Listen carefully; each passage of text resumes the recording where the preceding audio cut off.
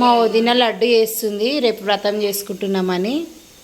అవసరం మా ఫ్రెండ్స్ చెప్పురి, దుకాణం పెట్టుకుంది ఇంకా వాళ్ళ మమ్మీ. హాయ్ అత్తమ్మ, నాకు వరుసకు అత్తమ్మ అవుతుంది మా వదిన వాళ్ళ మమ్మీ కాబట్టి.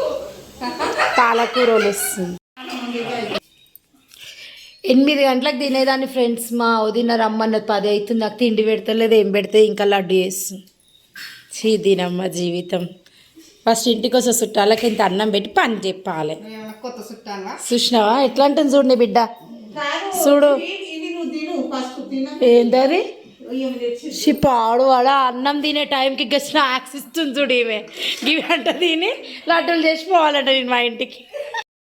అట్లా రాత్రి కూర్చొని మేమైతే లడ్డూలు చేసినాం అనమాట. నెక్స్ట్ డే వ్రతం ఉంది, సో వచ్చిన వాళ్ళకి అందరికీ స్వీట్ అట్లా పెడదామనేసి మా వదిన లడ్డు ప్రిపేర్ చేసింది. సో వాళ్ళ మమ్మీ, నేను, మా వదిన ముగ్గురం కూర్చొని నైట్ అయితే 12 అయిపోయింది వ్రతం కోసం అనేసి ఇవన్నీ చేయడానికి.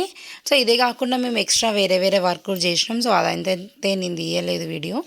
సో నెక్స్ట్ అయితే మేము ఎట్లా వ్రతం చేసిర్రు, ఏం చేసినాం అనేది నెక్స్ట్ ఇంకో దాంట్లో అయితే వస్తుంది. ఓకేనా. ఫైనల్గా మా లడ్డూలు